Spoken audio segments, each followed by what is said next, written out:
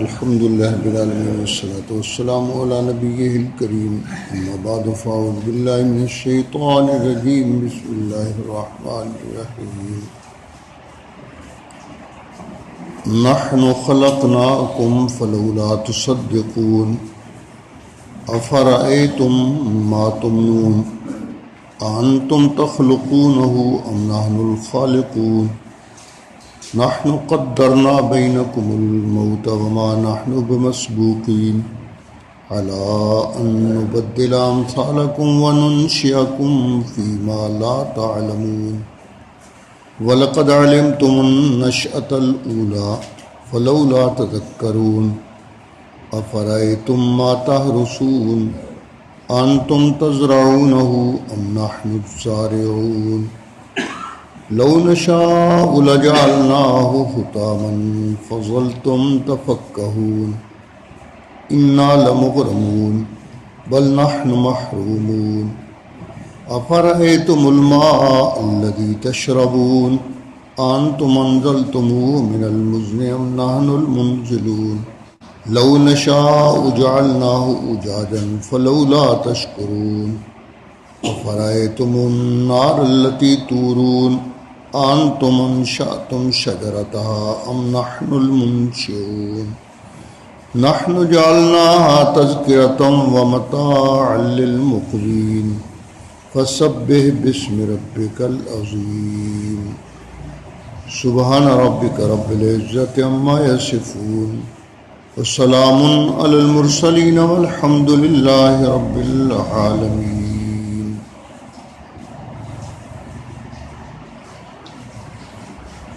یہاں سے آیت نمبر 57 سے لے کر اور آیت نمبر 73 تک خالق کائنات نے موت کے بعد دوبارہ اٹھائے جانے، قیامت کے ممکن ہونے اور اللہ کی قدرت کے عظیم الشان ہونے پر دلائل کو ذکر کیا. 4 دلیلیں یہاں ذکر فرمائی ہیں کہ تم لوگ یہ سمجھتے ہو موت کے بعد دوبارہ اٹھایا جانا اور انسانوں کے زمین میں مل جانے کے بعد دوبارہ انسانوں کا بن جانا یہ ناممکن ہی نہیں بلکہ محال ہے، یہ ہو ہی نہیں سکتا. فرمایا تمہارا یہ سمجھ لینا یہ عقل کے بھی خلاف ہے. ہم تمہارے سامنے اپنی قدرت کی یہ 4 دلیلیں رکھتے ہیں، اگر تم میں عقل ہے، سمجھ ہے، تو تمہیں ایک بات بھی ان میں کافی ہے اس بات کو سمجھنے کے لیے اور عقل میں لانے کے لیے کہ یہ بات عین حقیقت کے مطابق ہے اور یقیناً سچ ہے کہ موت کے بعد دوبارہ اٹھایا جائے گا اور اللہ تعالیٰ کو اس پر کامل قدرت حاصل ہے. یہ پہلی دلیل ہے. نحن خلقناکم، ہم ہی نے تم کو پیدا کیا. فلولا تصدقون، تم اس بات کی تصدیق کیوں نہیں کرتے ہو؟ فرمایا ہم نے نہیں پیدا کیا کیا تمہیں؟ ہر ایک آدمی مانتا ہے جو رب کا قائل ہے وہ مانتا ہے کہ اس کا خالق اللہ ہے، اور تم پہلے کیا تھے؟ کیا سے کیا کر دیا؟ ایک ذرہ خاک سے خالق کائنات نے تمہیں لقد خلقنا الانسان فی احسن تقویم، بہترین اور خوبصورت شکل دے دی. قدرت کا یہ عظیم شاہکار جس کو انسان کہا جاتا ہے، یہ اللہ کی قدرت کا عظیم الشان نمونہ ہے. فرمایا جب خالق ہم ہی ہیں تو کیا اب وہ ہماری خالقیت والی جو صفت ہے وہ کہیں چھن گئی یا چلی گئی؟ تم جو کہتے ہو کہ دوبارہ پیدا کرنا ناممکن ہے، تو جب خالق ہم ہی ہیں پہلی مرتبہ بھی، تو دوسری مرتبہ اس خالق کی صفت خالقیت کا ظاہر ہونا یہ کیوں نہیں ہو سکتا بھائی؟ اس کے لیے کیا رکاوٹ ہے؟ کوئی عقلی دلیل پیش کرو کہ اس کے لیے جی فلاں رکاوٹ ہے اس لیے نہیں ہو سکتا۔ فرمایا دیکھو، انسان جب نہیں بنایا گیا تھا تو اس وقت یہ مٹی کا ایک ذرہ تھا۔ جب اللہ نے اس کو بنانا چاہا تو کن سے فیکون کر دیا، آدم علیہ السلام کا جسد اثر تیار کر کے اس میں اللہ نے روح ڈال دی اور یہ ایک خوبصورت انسان بن گیا۔ اور پھر اس سے آگے جو سلسلہ ہے اس کا بھی ذکر کیا۔ فرمایا وہ خالقیت کا پہلا مرحلہ، وہ بھی اس بات پر یقین دلانے کے لیے کافی ہے کہ خالق کائنات اب بھی جو چاہیں جب چاہیں جہاں چاہیں جس کو چاہیں جس طرح چاہیں پیدا کر سکتے ہیں، اس کے لیے کوئی چیز بھی محال نہیں ہے۔ اس کی قدرت جیسے پہلے کامل تھی اب بھی کامل ہے، اس کی قدرت کے اندر کوئی زوال نہیں۔ فرمایا تھوڑا سا اپنی عقل کو آگے بڑھاؤ۔ افرأیتم ما تمنون، یہ منی کا قطرہ جس سے تم بنتے ہو اور ماں کے رحم کے اندر یہ ڈالا جاتا ہے، فرمایا یہ منی کا قطرہ، اس کو دیکھو اور اپنے آپ کو دیکھو کہ اس منی کے قطرے کے اندر کیا تمہارا وجود پایا جاتا ہے؟ فرمایا ہم نے پانی کے گندے قطرے سے کتنا خوبصورت انسان بنا دیا۔ جب ہماری یہ قدرت ہے کہ ایک منی کے قطرے سے ایسا جسم دے کر ہم مرد و عورت جو بنانا چاہتے ہیں بنا دیتے ہیں، تو اب بھی وہی قدرت ہمیں حاصل ہے۔ افرأیتم ما تمنون، کیا تم نے غور کیا جو تم منی ٹپکاتے ہو؟ انتم تخلقونہ ام نحن الخالقون، ماں کے رحم کے اندر بچے کو بنا دینا یہ تمہارا کام ہے یا ہمارا کام ہے؟ ظاہر بات ہے کہ ہر ایک یہی کہتے ہیں کہ اللہ کا کام ہے۔ جب اللہ کا کام ہے تو پھر خالق کائنات جیسے پہلے تمہیں بنا رہے ہیں اور انسانوں کو بناتے جا رہے ہیں، اسی طرح حیوانات کے اندر بھی یہ سلسلہ چل رہا ہے اور قائم ہے۔ تو اب اللہ کی قدرت یا آئندہ چل کر اللہ کی قدرت جو ہے اس کے اندر کوئی کمی تو نہیں آ جائے گی۔ اللہ کی قدرت تو اسی طرح ہی ہے، ہمیشہ سے ہے، ہمیشہ رہے گا۔ اس کی صفات تو لم یزل ولا یزال ہے، کبھی نہ زائل ہونے والی صفات ہے، ہمیشہ سے ہے اور ہمیشہ رہے گا۔ اور اس کو کوئی کام جو ہے وہ تھکا نہیں سکتا۔ ولا یعودہ حفظہما وہو العلی العظیم، آسمان و زمین اور اس کے اندر جتنی کائنات ہے سب کی حفاظت و نگرانی، اس کو بنانا، اس کو باقی رکھنا اور اس کو فنا کرنا، یہ سارا اس کی قدرت میں اب بھی اسی طرح شامل ہے۔ اور فرمایا پھر ہماری قدرت جو ہے اگر تمہیں سمجھ نہیں آ رہی، یہ موت کو دیکھ لو کہ وہی انسان جو بنایا گیا اس میں روح ڈالی گئی، جب ہم اس روح کو نکالتے ہیں تو کیا تم اس روح کو روک سکتے ہو؟ ساری دنیا مل کر، ساری کائنات مل کر بھی اس روح کو روک نہیں سکتی۔ اس سے ثابت ہوا کہ ہماری قدرت اسی طرح ہی کامل ہے جس طرح تمہارے بنانے کے اندر کامل و شامل تھی، اب بھی اسی طرح ہی قدرت ہے۔ کہ دیکھ لو ہمارا چھوٹا سا ایک سپاہی موت، وہ سارے انسانوں پر یوں غالب ہے. سارے ہی کوشش کرتے رہیں تب بھی موت رک نہیں سکتی. اور فرمایا ان الموت الذی تفرون منہ، کہ وہ موت جس سے تم بھاگتے ہو، فإنہ ملاقیکم، وہ پیچھے سے آ کر تمہیں خود مل لے گی. تمہیں مانگنے کی ضرورت نہیں ہے. یہ ضروری نہیں کہ اس جرثومہ سے ہی موت آئے. موت خالق کائنات کے حکم سے آتی ہے، اور جرثومہ نہیں مار سکتا. جرثومہ تو خود محتاج ہے، وہ کیا مارے گا. یہ موت جس ذات کے قبضہ میں ہے وہی موت کو بھیجتا ہے اور وہی موت کو روک سکتا ہے.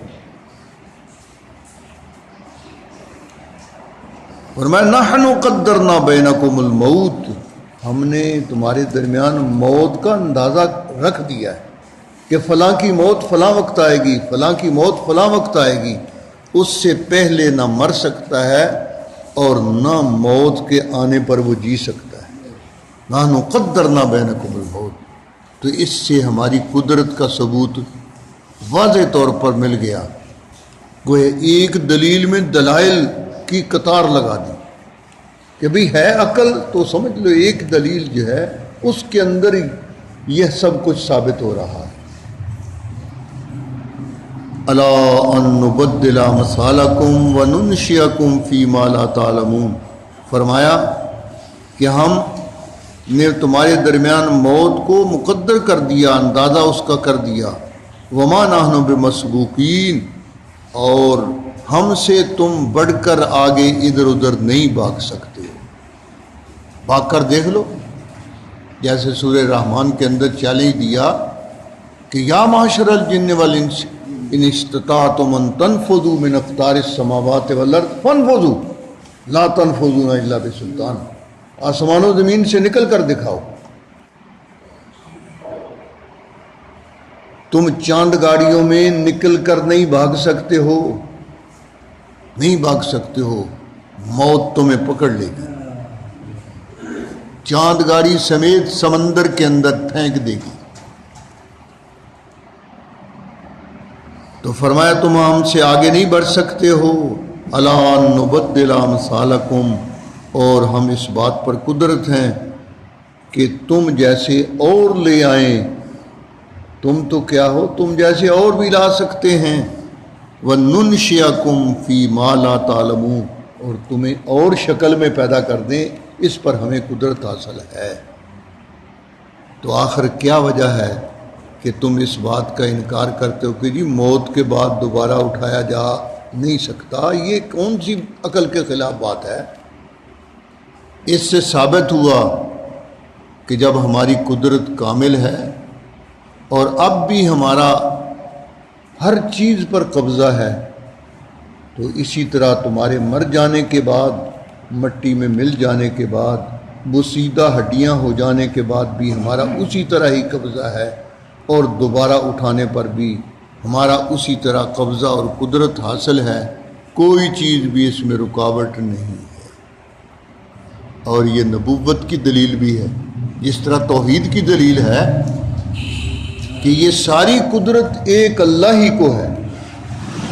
مخلوق کا اس میں کچھ بھی دخل نہیں، نہ پیدا کرنے میں، نہ باقی رکھنے میں، اور نہ موت کے بعد دوبارہ اٹھائے جانے میں.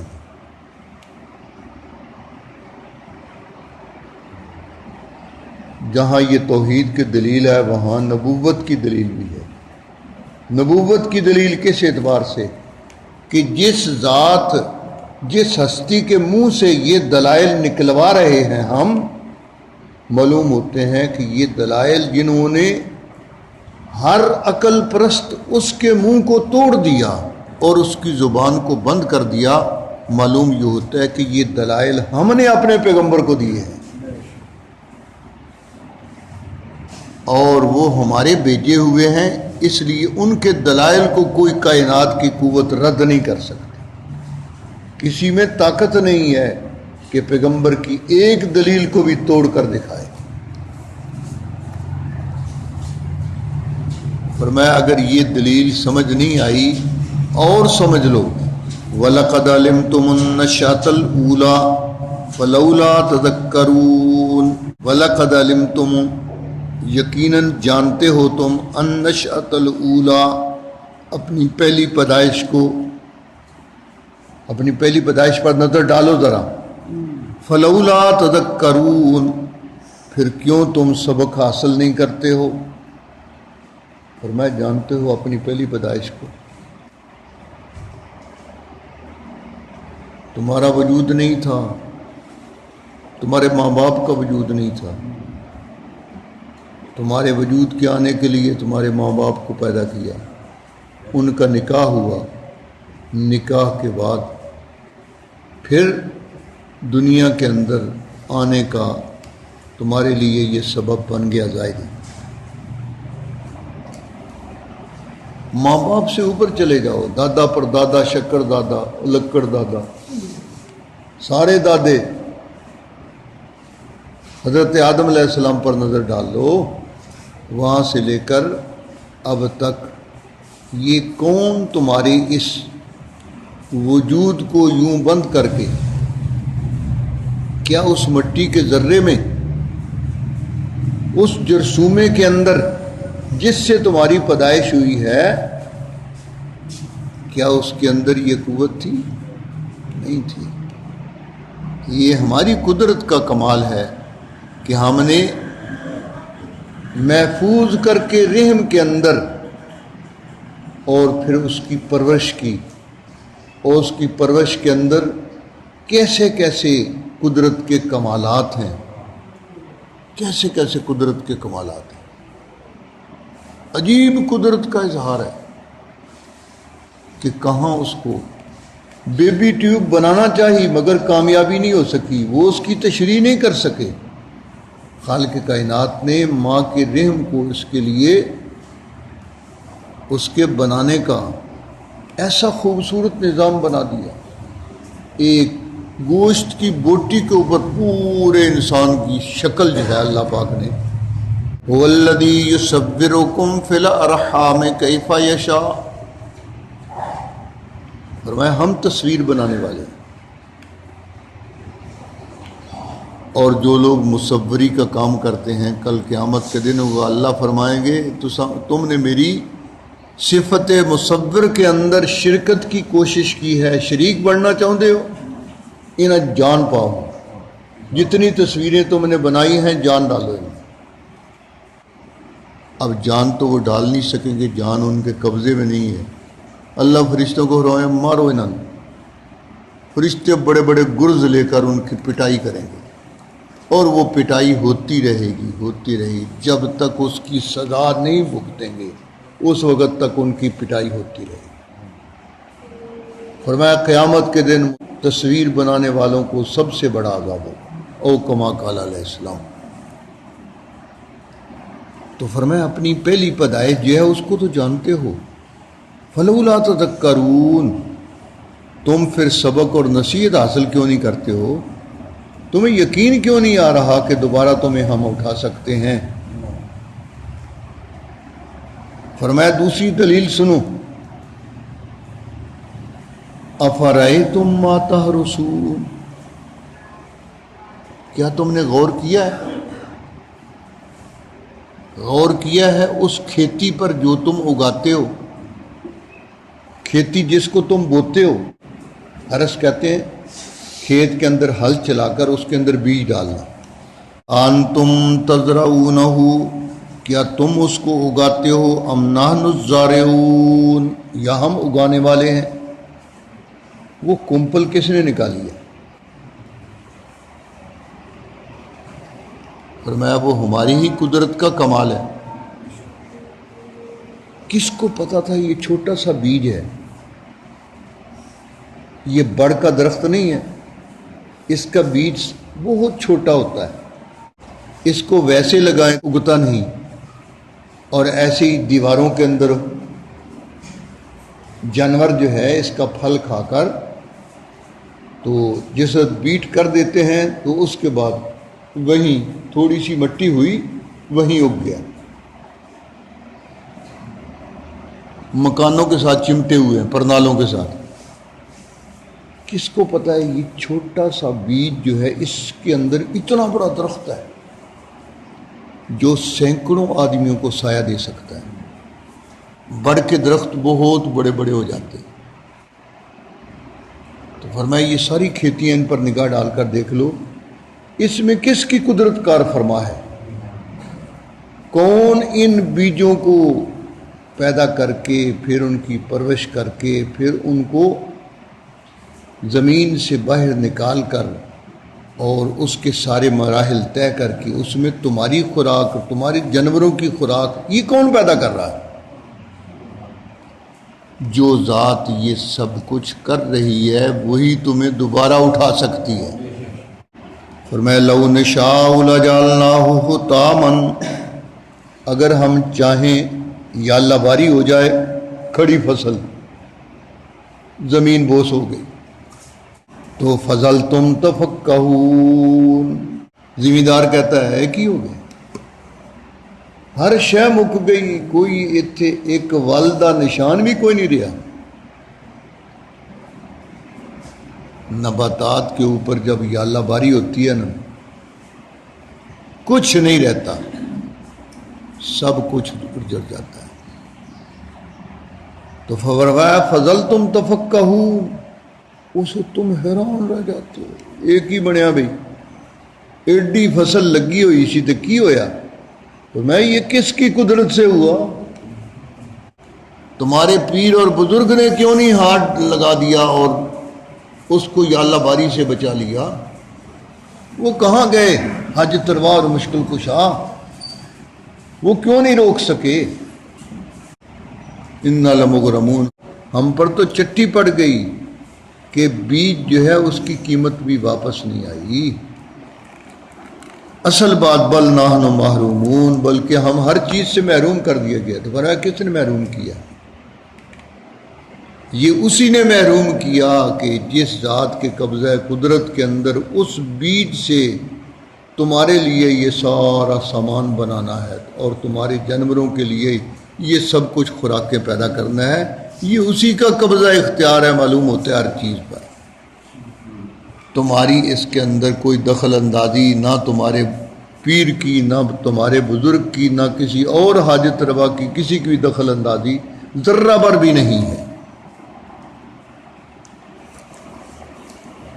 تو اس سے ثابت ہوا کہ جو ذات اس بیج سے یہ کھیتی اور سارے کا سارا رزق کا سامان بناتا ہے، اس کی قدرت اس بات کو شامل ہے کہ وہ اگر چاہے تو اس سے ایک بیج بھی باقی نہ رہے اور چاہے تو اس سے ڈھیر لگ جائے خوراک کے۔ معلوم یہ ہوتا ہے کہ اللہ کی قدرت ہر چیز کو شامل ہے۔ وہ ان انسانوں کے زمین میں چلے جانے کے بعد ان کو دوبارہ جس طرح بیج میں سے نباتات پیدا کرتا ہے، اسی طرح ان انسانوں کو دوبارہ اٹھا دے زمین سے، اس کے لیے کون سا مشکل ہے؟ اس کی قدرت ہر چیز پر حاوی ہے۔ اللہ اپنی قدرت پر کامل یقین کی توفیق نصیب فرمائے۔ سبحانک لا علم